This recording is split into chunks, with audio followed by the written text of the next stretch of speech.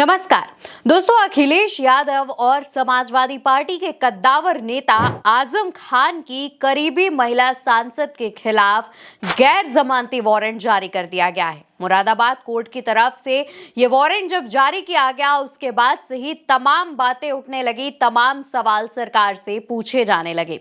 दोस्तों, वो महिला सांसद कोई और नहीं बल्कि रुचि वीरा है। वही रुचि वीरा जो आजम खान की करीबी कही जाती है, अखिलेश यादव की भरोसेमंद महिला सांसद भी हैं।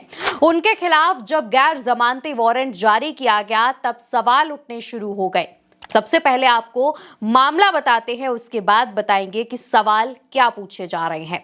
दोस्तों, नागफनी थाने में एक एफआईआर दर्ज हुई, जिसमें आरोप लगाया गया कि सपा सांसद रुचि वीरा, कांग्रेस नेता असद मौलाई ने आचार संहिता का उल्लंघन किया है। दोस्तों, ये मामला लोकसभा चुनावों के दौरान का है। लोकसभा चुनावों के दौरान आचार संहिता का उल्लंघन का जो आरोप है, वो मौजूदा मुरादाबाद से सांसद रुचि वीरा पर लगा है।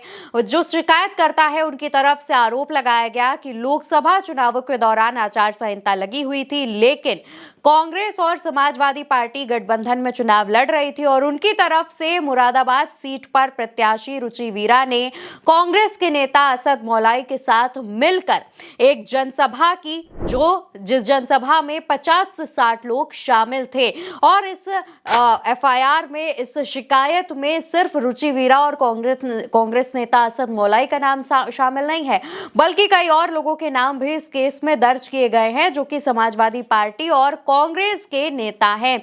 शिकायतकर्ता ने यह भी कहा कि रुचि वीरा ने बिना परमिशन के जनसभा संबोधित की। उस जनसभा में 50 से 60 लोग मौजूद थे। सभा के लिए प्रशासन से परमिशन भी नहीं ली गई। और इसके बाद दोस्तों, ये मामला एमपी एमएलए कोर्ट पहुंचा। आरोप तय किए जाने थे, लेकिन रुचि वीरा और असद मौलाई कोर्ट पे पेश नहीं हुए, जिसके बाद रुचि वीरा की तरफ से जो उनके वकील मौजूद थे कोर्ट में, उन्होंने मुरादाबाद कोर्ट से समय भी मांगा, लेकिन कोर्ट ने इसे खारिज करते हुए दोनों के खिलाफ गैर जमानती वारंट जारी कर दिया है।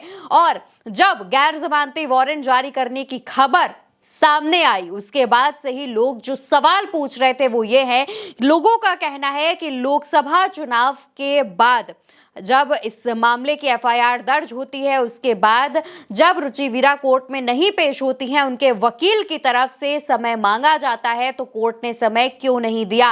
इस पर कई लोगों ने आरोप लगाया कि भाजपा जानबूझकर ये साजिश रच रही है और समाजवादी पार्टी के सांसद को फंसाने की, उन पर दबाव बनाने की कोशिश कर रही है। अब दबाव किस लिए बनाया जा रहा है दोस्तों, इस पर भी लोगों ने क्या कहा है वो भी सुन लीजिए। लोगों का कहना है कि जिस तरीके से रुचि वीरा भाजपा सरकार पर, योगी आदित्यनाथ पर, पीएम मोदी पर हमलावर रहती हैं, भाजपा की नीतियों पर सवाल उठाती है, भाजपा के भ्रष्टाचार पर सवाल पूछती है, सरकार से एक के बाद एक सवाल जवाब मांगती है और साथ ही संसद में भी हमलावर रहती हैं। उसी को देखते हुए भाजपा ने यह साजिश रची है। ऐसा सिर्फ एक नहीं बल्कि कई लोग आरोप लगा रहे हैं। ना सिर्फ समाजवादी पार्टी के समर्थक बल्कि कांग्रेस समर्थक भी इस बात का आरोप भाजपा सरकार पर लगा रहे हैं। लोगों का कहना है कि आजम खान की करीबी होने के चलते भी रुचि वीरा से कुछ इस तरीके की साजिश भाजपा निभा रही है और उनको परेशान करने की कोशिश की जा रही है। दोस्तों, जब से रुचि वीरा के गैर जमानती वारंट जारी होने की खबर सामने आई है, उसके बाद से ऐसे एक नहीं तमाम सवाल उठाए जा रहे हैं।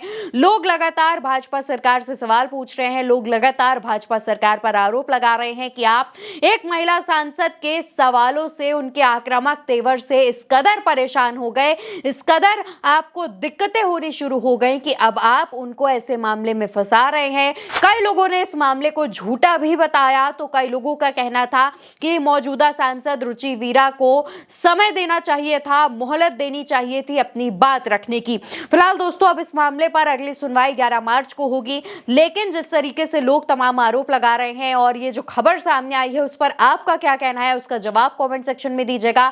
और याद से भारत एक सोच को सब्सक्राइब करिएगा, अपने दोस्तों और परिवार वालों से भी चैनल को सब्सक्राइब करवाइएगा।